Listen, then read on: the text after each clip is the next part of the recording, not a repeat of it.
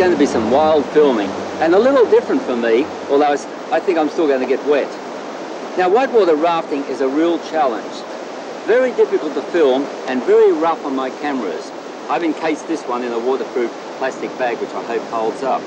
This wild river is hidden in a magnificent wilderness in far northern Queensland. We'll camp in the lush rainforest by night, and each day will be filled with excitement and danger because this is a wet season and the river is in flood. So come with me as we challenge the raging thunder.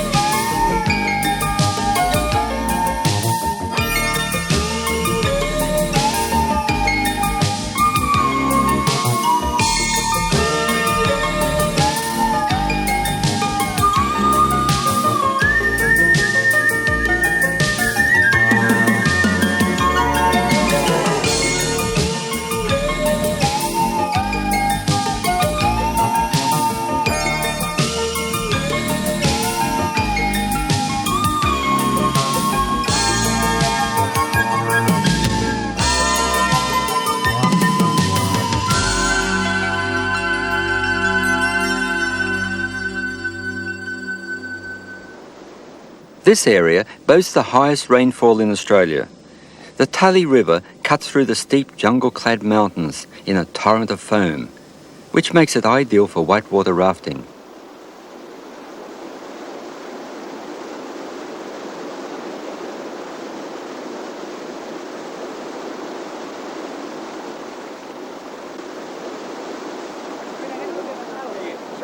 Denise Carlson joins Lynn and I in what should be a thrilling experience. We begin our day dressing in a crash helmet and a life jacket. Our craft arrives in a most ingenious way, by Flying Fox.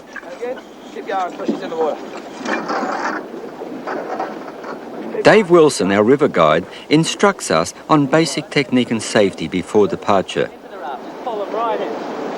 Did you jump? I wondered how come you came in so quick. Notice the dainty way of doing it now. All you got to do is sort of cross your legs to the bike as you come over. So first people missed that. Quite simple. In she comes. All right. Then once you've got her back in the boat, quick kick, let her know she's back on board. Give her a paddle and away you go. All right. So if you fall in, you're hanging onto the raft. Just stay with the raft. It's your job to pull somebody in. If I can't reach them, it's your priority. All right. Our screams of excitement are charged with adrenaline-pumping fear, but they're drowned in the thundering noise of the rapids. This is a Grade 3 rapid on the international scale of whitewater rafting. The scale goes to 6, but 6 is suicide.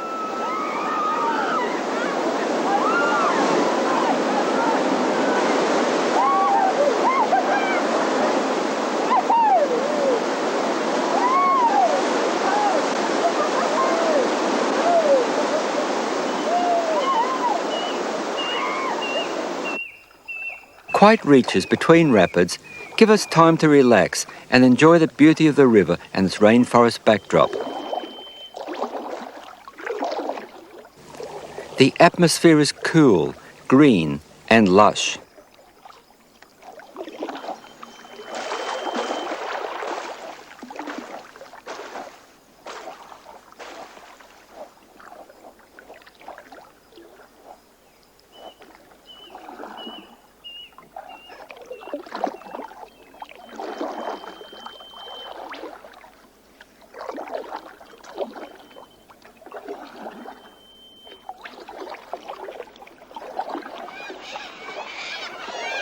Screeching white cockatoos drown out the roar of a rapid just ahead.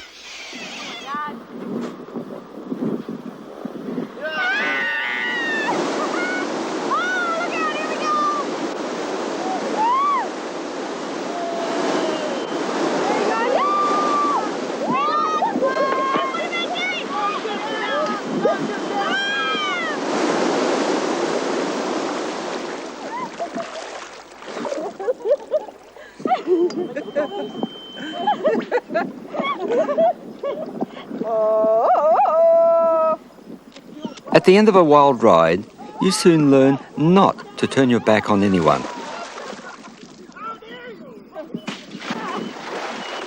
Shrieks of laughter drown out the call of the bellbird and cockatoos.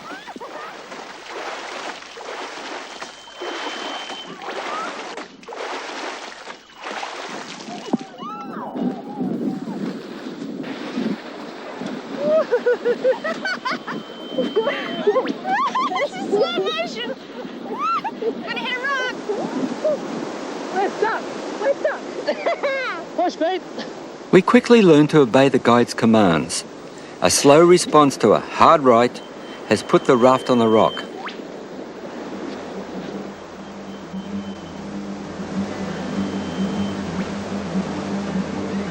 When he yells, "Hold on," he really means it.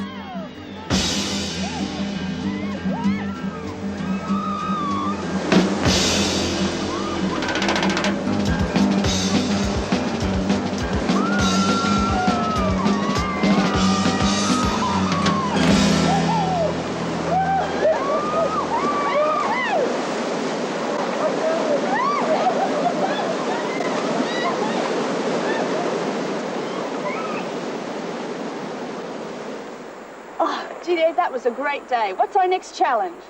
Wait for the wet season. Go down to North Johnson. It's The wet season. The wet season. Wait till it starts raining. It's never been done before, so we'll try it. So we are going to be having the camera along. It should be a good trip. Yeah. It should be fun, huh? Yeah. A river in flood. A bit hairy at times, I'd say, but shouldn't be any real dramas with a bit of luck. Can't wait. A cyclone whets our enthusiasm. That's coming up next on Raging Thunder. It's now mid-January. The monsoon rains are running late, and this is only a drizzle. It's not enough to swell the watershed of the North Johnson River. Lynn and Denise are in training. They're toughening arm muscles in preparation for the 5-day expedition when the heavy rains do come.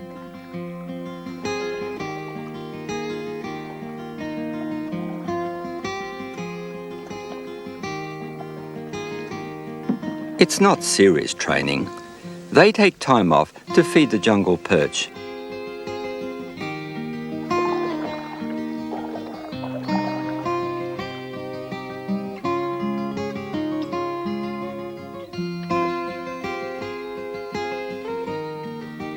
The many scenic pools in the rainforest are a popular haven in the summer when the deadly box jellyfish haunts the ocean beaches.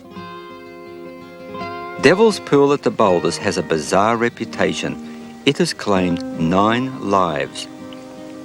Aboriginal people never swim here.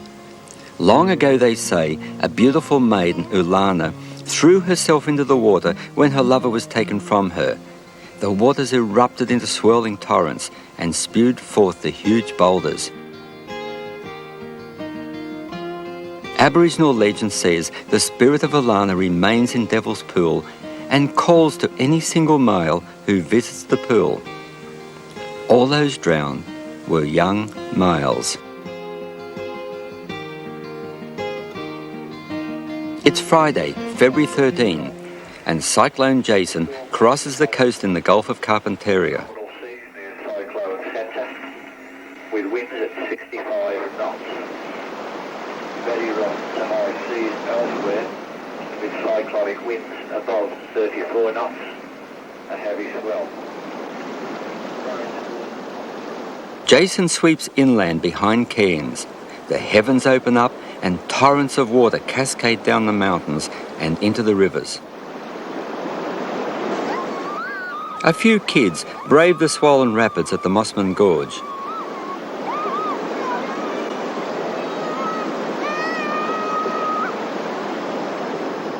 The heavy rain on the tablelands pours over Mungali Falls and into the many tributaries which feed the North Johnson River.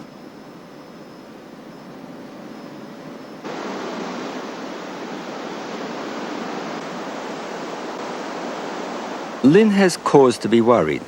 It's a grade 5 rapid down below and poor visibility for Tony Silver to manoeuvre his chopper down there. Well, Tony, it doesn't really look like good flying weather, does it? No, not at the moment. I think it might lift later on, but we just have to sit and wait for the fog to lift and the clouds to clear a little. I think we'll be pretty good today. I hope so. Shouldn't be any problem.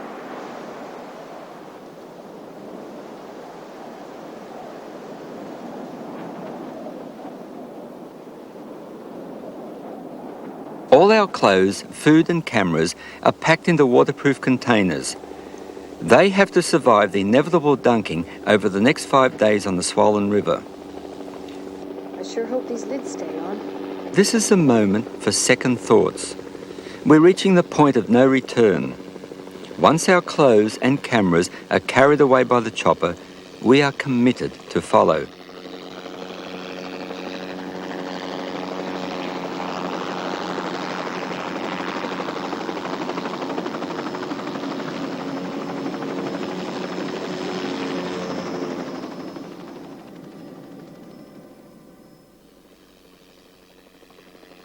The only way down into the North Johnson River is by helicopter. The only way out is 5 days on a raft on a river in flood.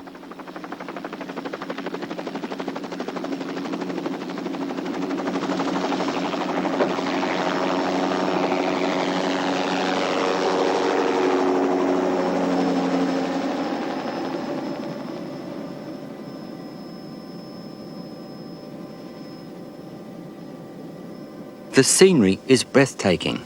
The wild river has cut deep into mountain gorges. Some places look impossible for us to survive. Tony has taken the chopper upriver and giving us a wonderful opportunity to see what the river looks like. It wasn't a good idea, really.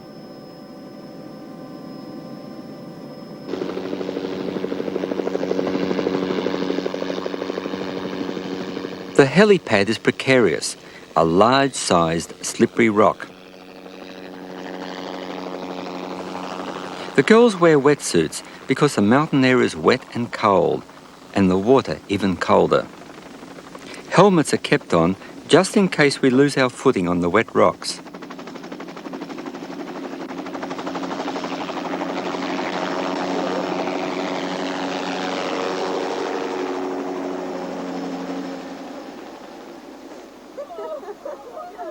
We have an onlooker, a cold and lethargic python.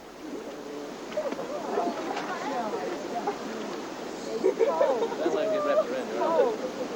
Isn't he pretty? Snake lady. He stinks. See his blue hole? Sorry, it's tight on my... It's a welcome distraction from the miserably cold weather and the anxiety of what lays ahead. Pumping the rafts is a good warm-up too. How we going? Yeah, I think pretty hard. It's going to be great, isn't it? You ready for this? I don't know. Looks pretty wild. I'm a bit scared, I don't know. Okay, just about ready to get going. A couple of things that's important. I'm telling you this seriously, all right? These things, Tom's already had an accident, all right? Keep them on, keep the jacket on, it's padding if you fall over the rocks, all right? Okay, basically speaking, if you do get out of a raft, we will be getting out of a raft 2 or 3 times today. Just to have a look at a few of the rapids, the river's pretty high. It looks low at the moment, but wait till you get down further, all right? The biggest rapid today is just before the campsite. Setting up early.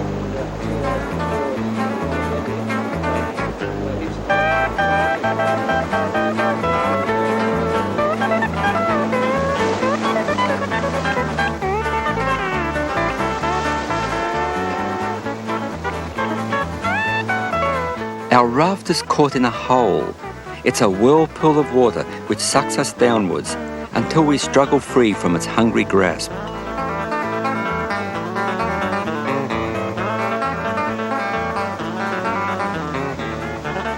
There's a lizard, yeah. Water break. Here we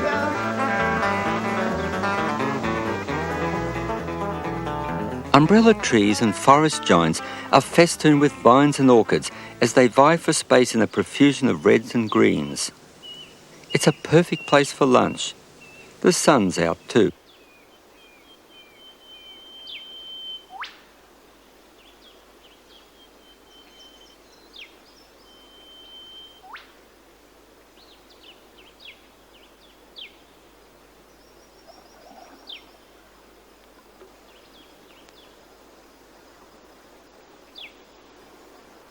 We paddle for an hour before we approach the first obstacle. Dave calls it the Berlin Wall.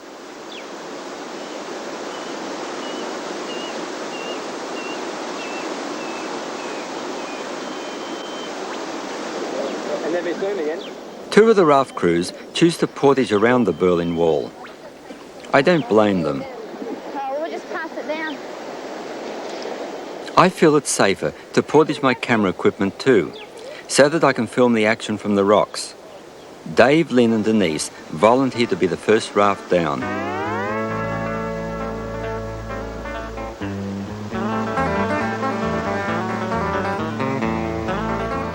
The danger is not this rock, but the rock wall rushing up in the foreground.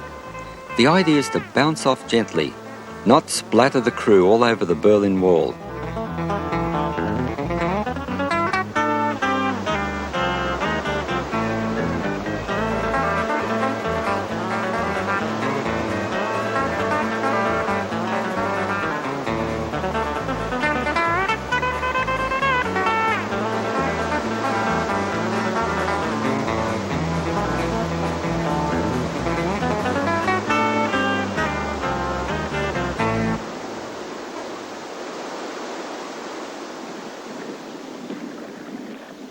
We arrive at Camp 1, a tiny clearing nestled against the river bank.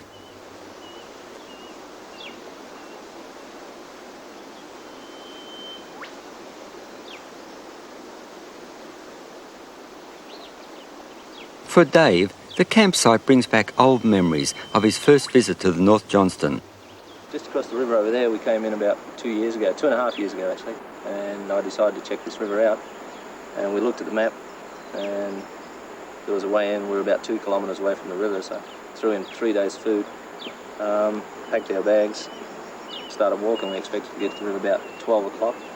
We set off at about 8, and it was 2 days later at 4:30 that we first sighted the river, and we finished up running out of water. So what happened? What did you do for water then? We set up the camp on this, in the middle of this dry creek bed on this big boulder, and then just started looking around for lawyer cane. You got it, mate? Finger over there. Hold it up and drink out of the top. Down there. So stick it in your mouth. Oh, stick it in your mouth. Oh, right. When you drink water out of lawyer cane. Yeah, you just get about a cupful out of 2 minutes. Isn't it? It's actually good stuff. It's very sweet.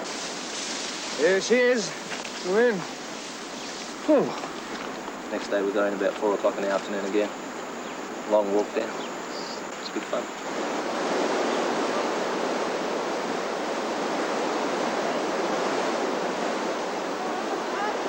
It's been an exciting first day on the North Johnston.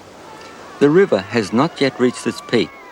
More runoff is still to come down and will raise her level. Who knows what thrills and wild adventures are in store ahead of us as we raft this river of raging thunder.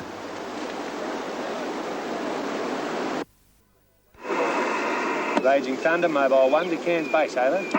Sean makes daily contact with base, but it's difficult to get through in this location. We're deep in the gorge and quite remote. We prefer it this way. The roar of the rapids and the calls of the birds fill our sound waves. Civilization seems so far away.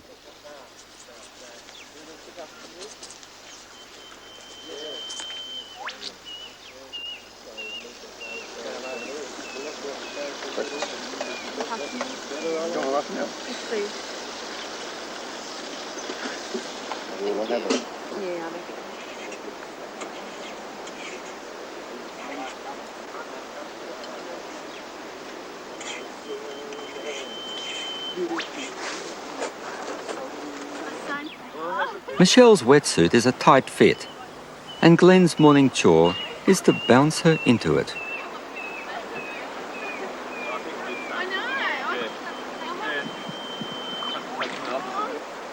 Not far down the track, we've got the main rapid of the day is the mine shaft.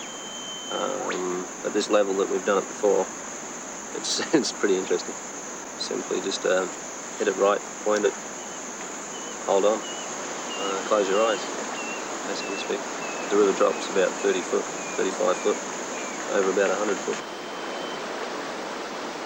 My cameras are portaged again. The cases are waterproof and shockproof, but only up to a point. The mine shaft is a roller coaster ride.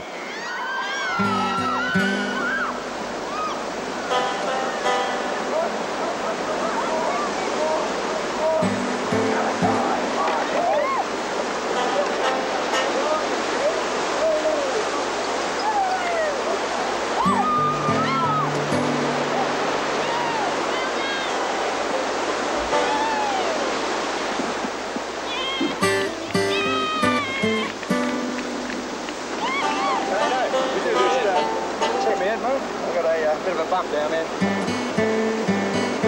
That's all right, mate. No blood. No blood, I'm good. Yeah, no sweat, mate. No, All right. good on No you. whiteheads. Okay, Colin. Okay, guys, our turn. You too. You too means me. I have both hands wrapped around my underwater camera, which I hope will stay above the water and record this wild ride.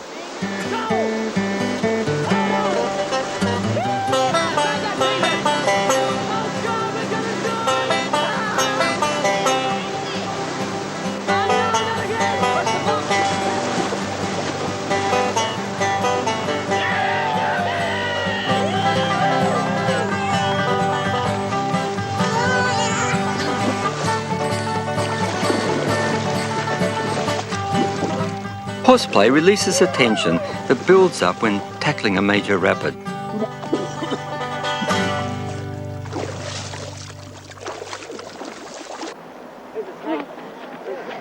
When pythons sunbake and warm up, they become quite active. Go, Denise!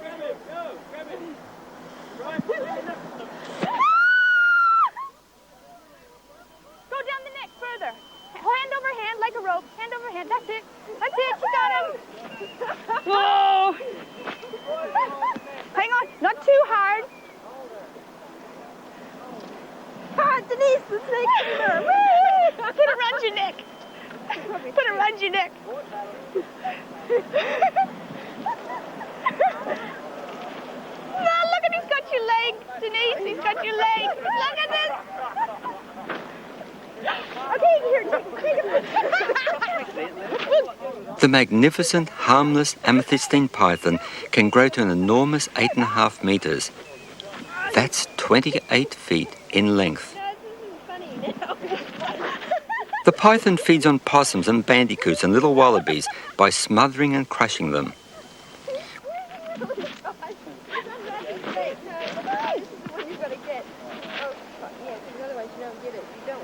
We see some of these shy rainforest creatures at night.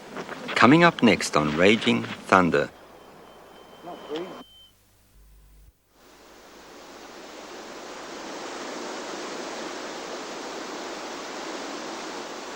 The explorer and naturalist Robert Arthur Johnston discovered this river in 1873.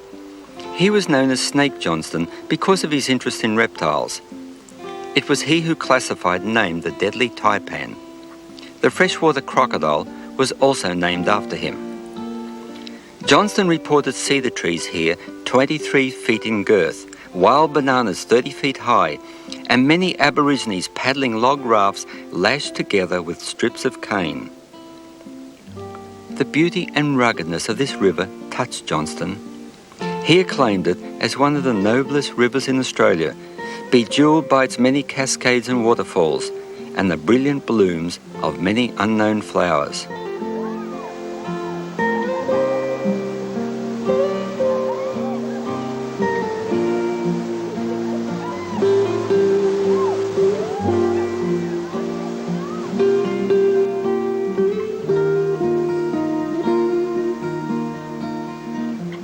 It is a privilege to witness these waterfalls. The river has remained the same since Johnston discovered it, and should remain so now that the area is a national park.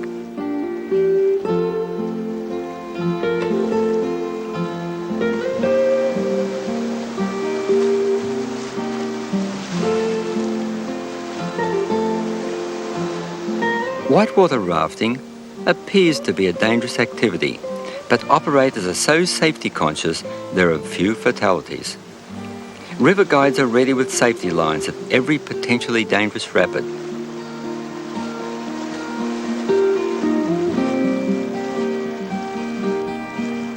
Camp 2 is in an idyllic setting. One raft needs attention. It scored a hole from those rocks we hit on the last rapids.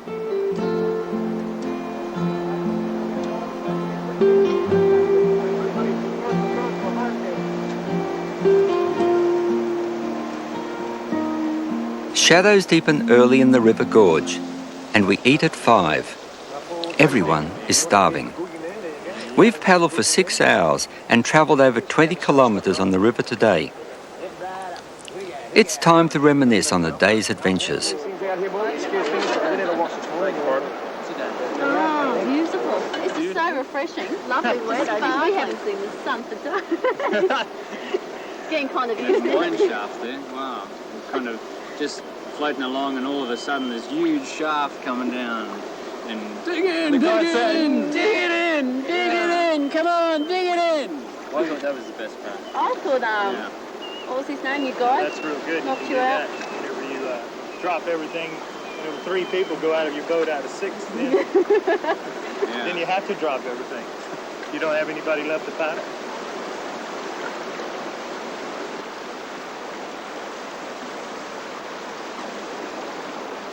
Night descends before the meal is over, and the hungry bandicoot sneaks in for the scraps.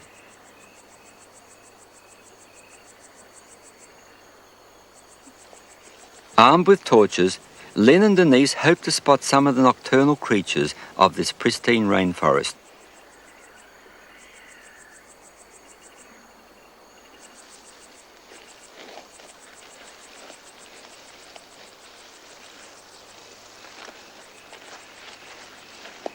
Oh, look, Denise. Oh, there he goes.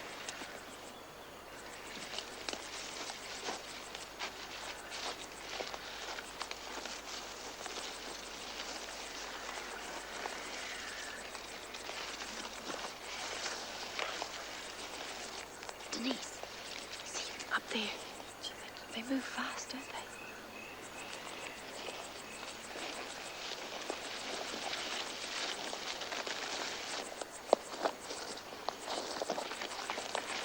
Wait, look, over there. Oh, what's that? Look at it, it's an echidna. Look, off there by that tree.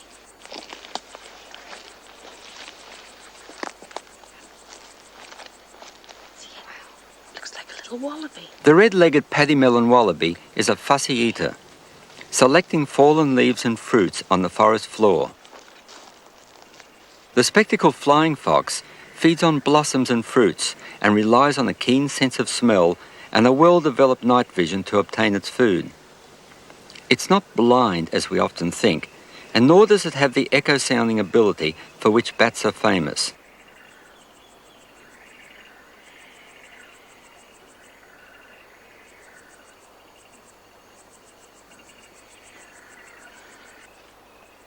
Oh, Lynn, look at that. Do you see it? A striped possum, a species rarely seen. A hook on the prehensile tail provides an extra grip when moving among the branches.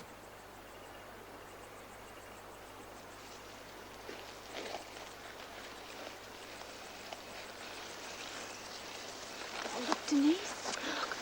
Oh, there. What's it? I think it's a sugar glider. Oh. God. They're cute. He's eating. He's got something in his hand. Oh, no, what he's eating. Oh. Must be some sort of fruit. I think they eat fruit. The white-tailed rat will eat almost anything. He makes scavenging at campsites an art.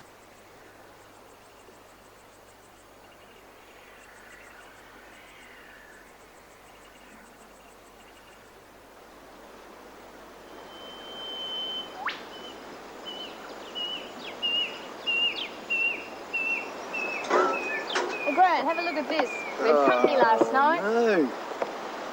Big rat. Let's see what he had. Let's see what he had. Ugh, yuck. Look at him. No.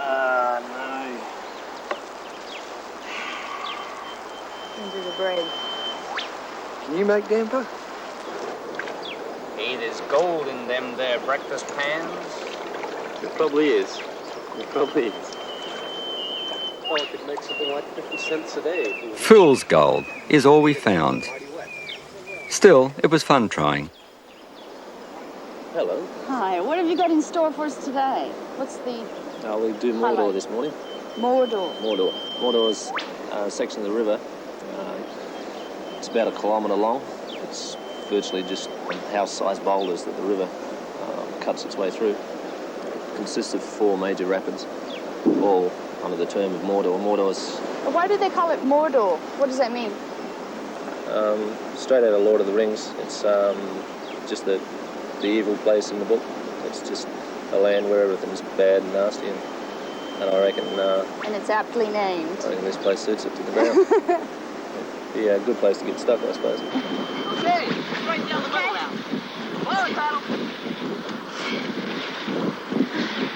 There we go.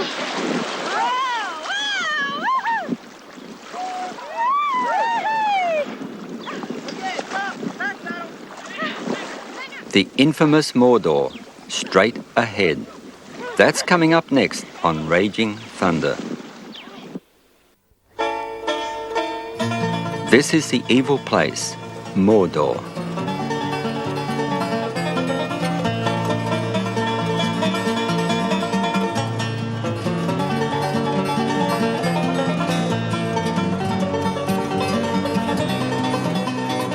Our greatest fear is falling in, being sucked under the surging white water and trapped in the maze of boulders.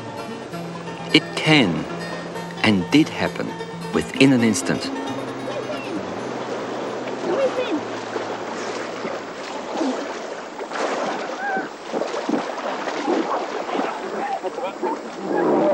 I had to let it go.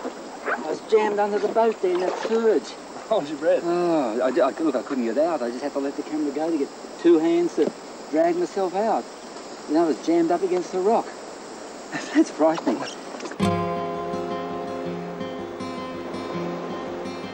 It's a funny feeling, and especially doing it for the first time. It's a crazy feeling. You're just wondering why you're doing it and wondering, well, it's just a personal challenge, I suppose, for most people.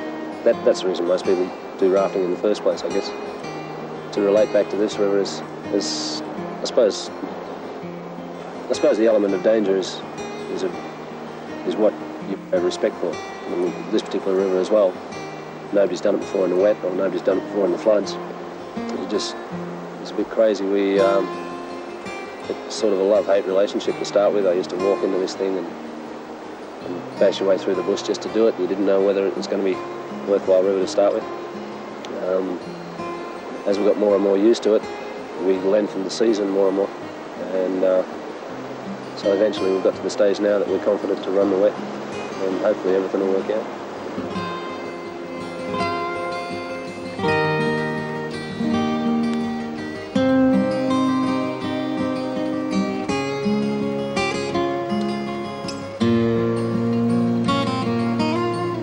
We're in basalt country now, where columns of rock were formed long ago by lava spilling into the waters and cooling rapidly. The rock overhangs shelter many lizards and pythons.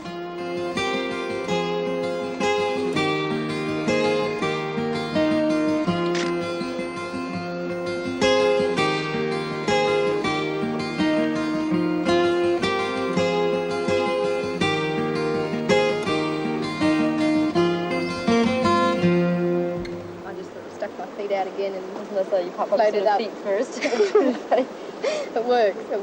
I mean, you got to the top and it looked really good. You go down this big thing, but I never got to do it because I did, yeah. Well, it just happened so quick. I went to hold on. I don't think I even had time to hold on.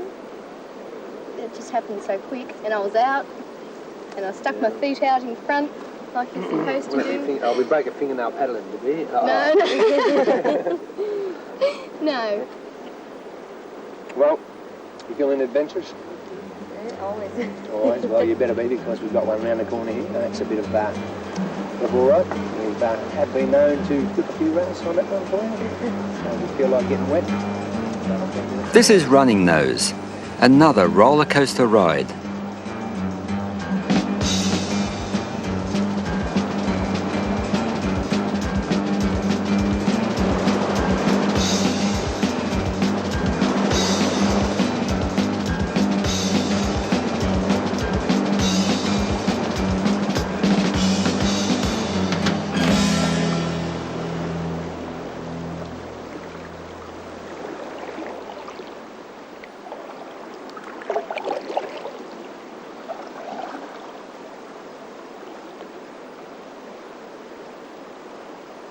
We're at Camp 3, and it's raining again.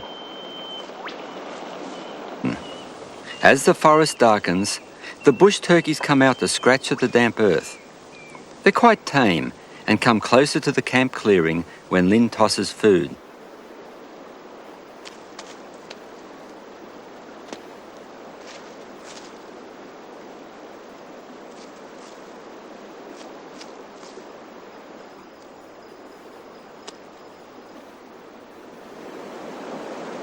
It rains all through the night, and the river seems a little higher when the morning sun greets us.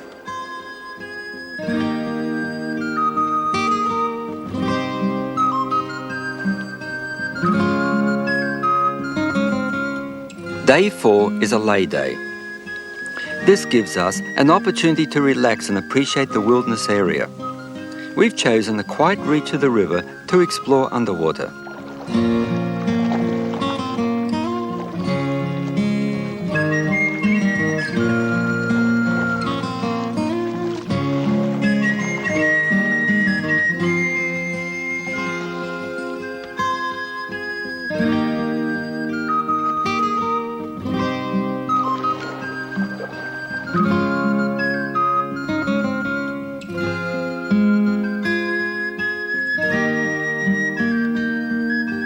A snake-necked tortoise makes a hasty retreat.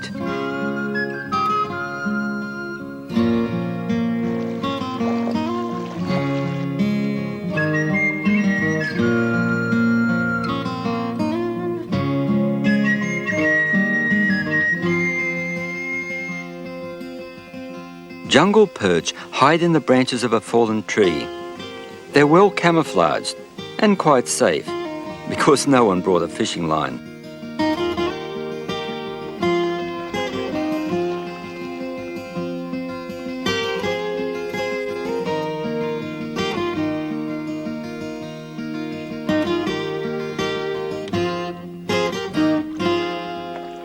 Torrential rain feeds the already swollen river. Coming up next on Raging Thunder.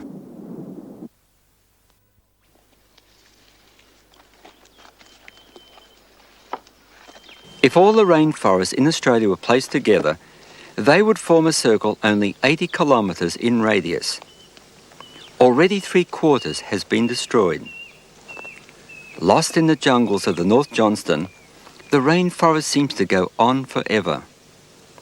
We must pause and consider the loss of such a magnificent habitat. Thank goodness this forest has never seen an axe. The wild river and the steep gorges will ensure its pristine state. That's beautiful. It's pretty, isn't it? Oh, yuck! A leech! Look at it. Yeah, I hate leeches. Oh, you've got one too. Oh, no.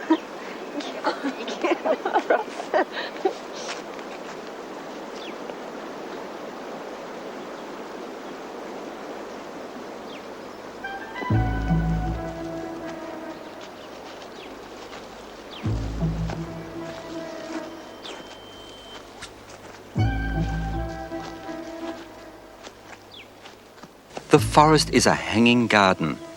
The canopy is alive with the calls of the birds. Rainbow lorikeets provide a bright splash of colour.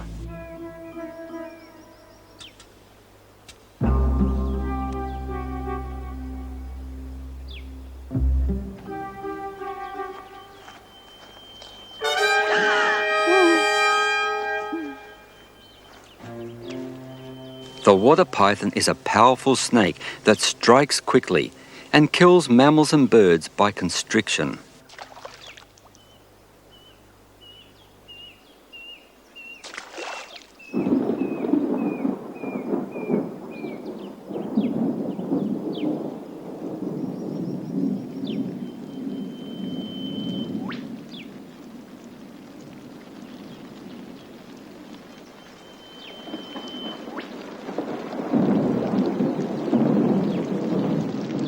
Raging Thunder, Mobile 1 to Cairns Base, over.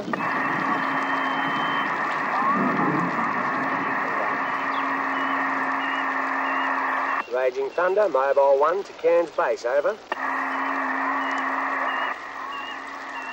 The atmospherics are bad for any radio reception. The rain is continuous now. And it's boring, just lying around in our tents. So, we take out our beds and enjoy it.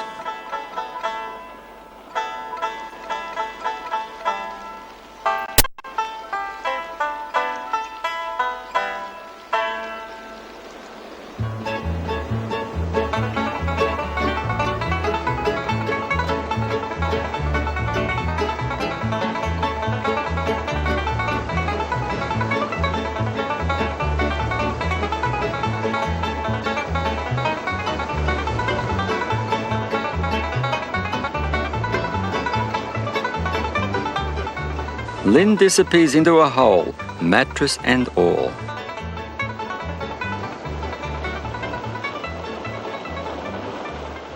Cyclone Jason has moved the monsoonal trough southward. It's virtually right above us.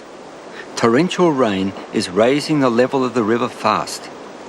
I've watched it rise a metre in the last few hours.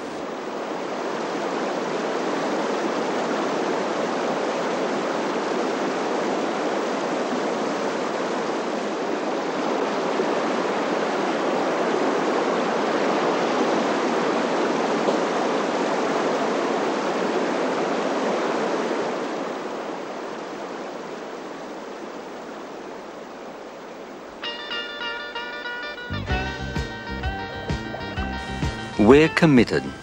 Down the muddied brown river is our only way out. This is what we wanted, to raft the river in flood. Now the awesome power of the raging torrent unnerves us.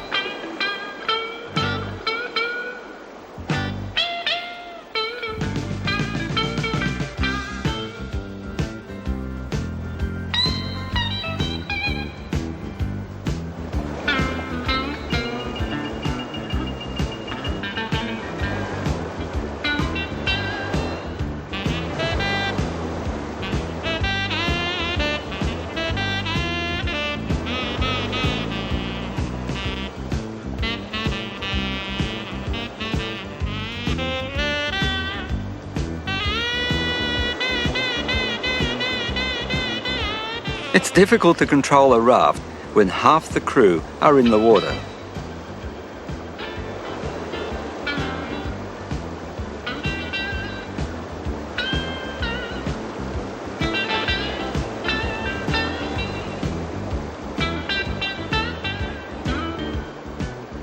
Now that's what happens when you take your hand off the T-grip of the paddle.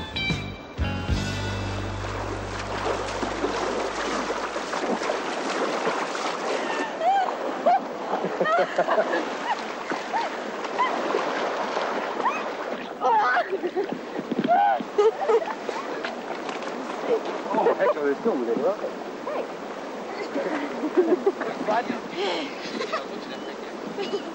Whitewater rafting may seem a dangerous sport, but one lost tooth, a drowned camera and a bruised knee are minor damage, considering we've just made the wildest ride ever down this North Queensland river. We're healthier by far after 5 days in the wilderness, richer in our understanding of the rainforest and its creatures, and bonded in friendship gained through our struggles on the river we tried to tame.